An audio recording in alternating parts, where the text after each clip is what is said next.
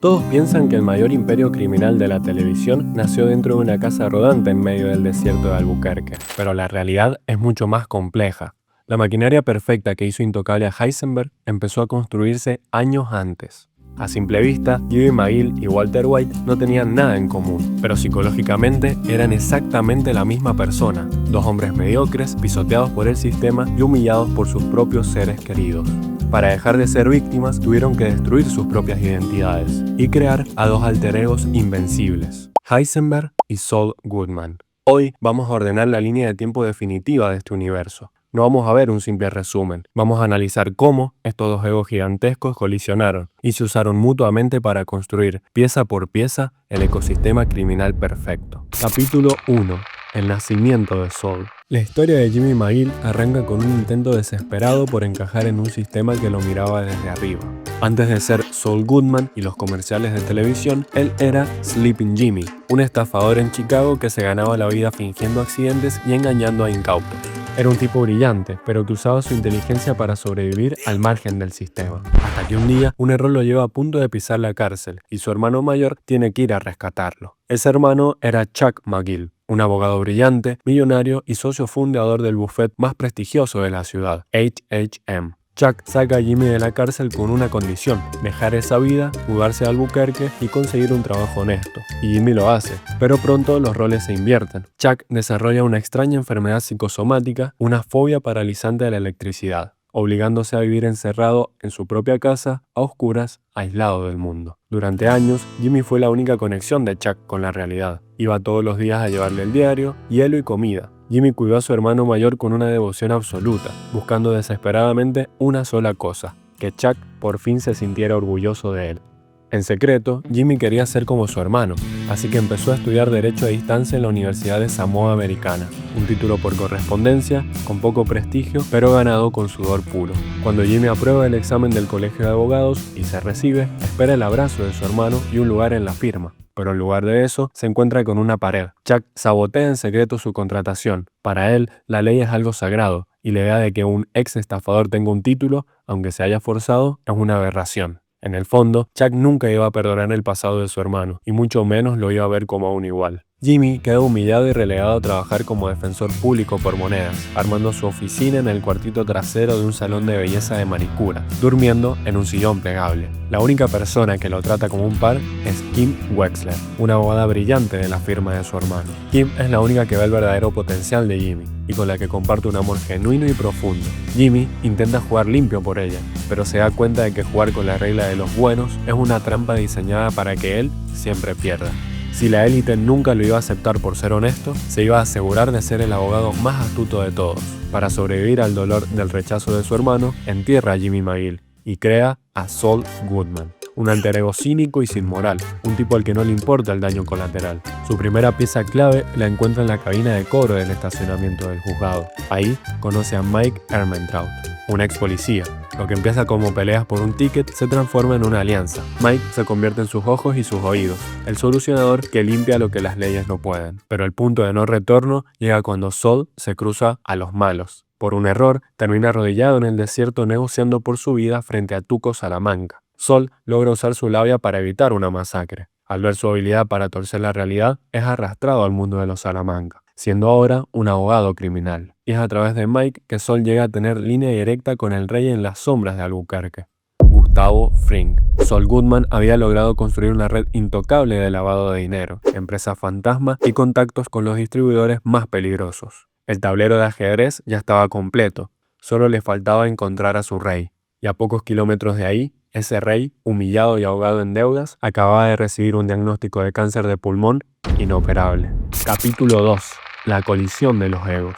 Al igual que Jimmy McGill, la historia de Walter White arranca desde el resentimiento y la humillación. Años atrás, Walter era un químico brillante. Cofundó una empresa de tecnología llamada Grey Matter, pero por sus propias inseguridades vendió su parte por algunos dólares. Años después, tuvo que ver cómo sus ex socios se convertían en multimillonarios ganando premios con su trabajo mientras él vivía en la mediocridad.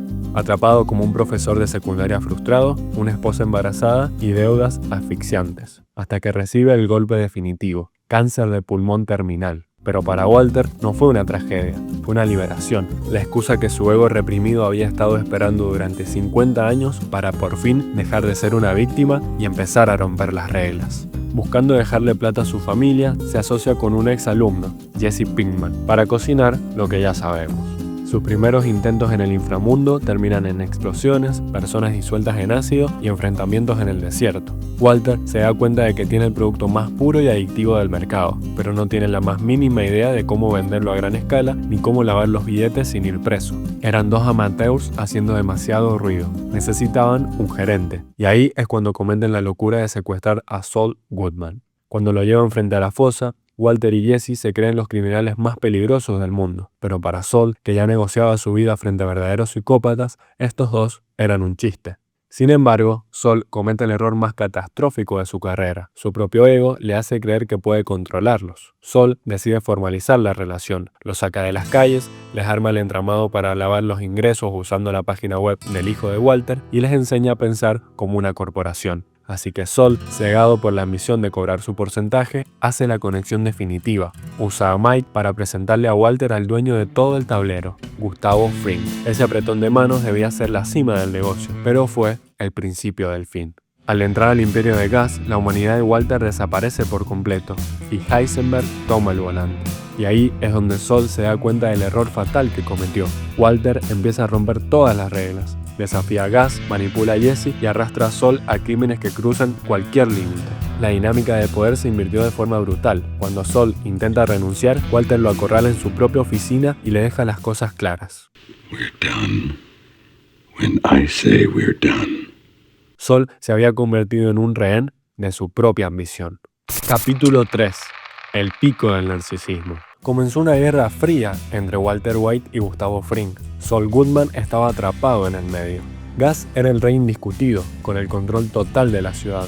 Saul ya daba su imperio logístico por perdido y solo pensaba en cómo escapar con vida. Pero ambos subestimaron hasta dónde estaba dispuesto a llegar Walter. Para ganar esta guerra, Heisenberg cruzó absolutamente todas las líneas morales y contra todo pronóstico logra lo imposible, terminar con Gustavo Fring. Y se corona como el nuevo rey de Albuquerque. Con Gas fuera del mapa, Walter toma el control total de la maquinaria. Su ego llega a un nivel tan extremo que obliga a sus distribuidores a decir su nombre en el desierto, solo para alimentar su vanidad. El negocio genera tanta plata que ya no pueden lavarla. Saul les había armado un sistema perfecto para ser millonarios en secreto, pero Walter generó cientos de millones de dólares físicos, una montaña de billetes en un depósito cerrado. Saul, ahora, solo era un espectador viendo cómo Heisenberg aceleraba hacia el precipicio, y el colapso llegó por pura arrogancia. Walter se sentía tan intocable que guardó un libro incriminatorio en su propio baño, como si fuera un trofeo. Durante años, Heisenberg se había escondido a simple vista, comiendo los domingos en la misma mesa que Hank Schrader, su propio cuñado y agente de la DEA, obsesionado con cazarlo. Pero cuando Hank descubre ese libro y entiende la verdad, todo se derrumba en cuestión de días. Saul Goodman se da cuenta de que no puede usar su labia para salvarse de la DEA y de su propio cliente. Desesperado, tiene que recurrir a la última carta: pagar para desaparecer y borrar su identidad. Walter, completamente derrotado, tosiendo, todavía intenta darle órdenes a Saul, exigiéndole que lo ayude a vengarse. Saul lo mira y le dice la verdad en la cara. It's over. Heisenberg y Saul ahora eran solo dos hombres asustados, escondidos en un sótano a punto de perder para siempre las identidades que habían inventado para sentirse poderosos. Capítulo 4. El verdadero final. Después de despedirse en ese sótano, los caminos de Walter y Jimmy se separan físicamente, pero sus desenlaces son el espejo perfecto de cómo lidiaron con sus propios demonios. Walter escapa a la nieve, pero su ego no lo deja morir en el exilio. Vuelve a Albuquerque para un último golpe, y en su despedida con Skyler, por fin suelta la mentira que sostuvo durante 5 años. Ya no dice que lo hizo por la familia, la mira a los ojos y confiesa. I did it for me. I liked it. I was good at it.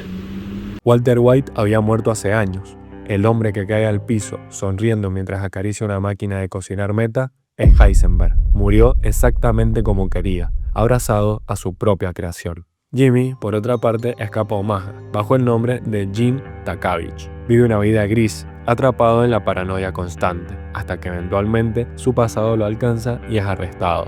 Enfrentando una condena de más de 100 años en una prisión de máxima seguridad, Saul Goodman resurge y usando su labia negocia un trato. Reduce su condena a solo 7 años en una prisión de lujo. Estaba a punto de salirse con la suya una vez más, pero el día del juicio final, entra a la corte y ve a Kim Wexler, la única persona en el mundo que realmente lo quiso por ser Jimmy. En ese momento entiende que si acepta esos 7 años, Saul Goodman va a ganar para siempre, pero él va a vivir el resto de su vida como un fraude, perdiendo el respeto de Kim para toda la eternidad. Y frente a todo el jurado, tira el trato a la basura, confiesa todos sus crímenes, asume la culpa y acepta una condena de 86 años. Cuando la jueza lo llama señor Goodman, él la corrige frente a todos. I'm James Miguel. Ese es el verdadero final de esta historia. Walter White logró construir el imperio criminal más grande, pero murió siendo esclavo de su propio ego. Jimmy McGill perdió todo, su libertad y su imperio, pero al final decidió dejar atrás a Saul Goodman y recuperar su humanidad. Fue la tragedia cruzada de dos hombres rotos por el rechazo, que incendiaron su mundo entero solamente para sentir un poco de respeto. Pero en el último segundo, sus caminos se partieron en dos. Walter murió abrazado a su ego en un laboratorio frío, confirmando que Heisenberg siempre fue su verdadera cara. Jimmy, en cambio, sacrificó su libertad para recuperar su alma, demostrando que debajo de la máscara de Saul Goodman siempre hubo un hombre buscando perdón. Walter ganó el imperio, pero murió solo. Jimmy lo perdió absolutamente todo, pero se salvó a sí mismo. El que crea que los dos tuvieron el mismo final, vio la serie con los ojos cerrados. Déjame tu opinión en los comentarios que los voy a estar leyendo. Si te gusta revivir los mejores momentos de la televisión y el cine, suscríbete al canal, dale like si te gustó el video y nos vemos en el próximo análisis.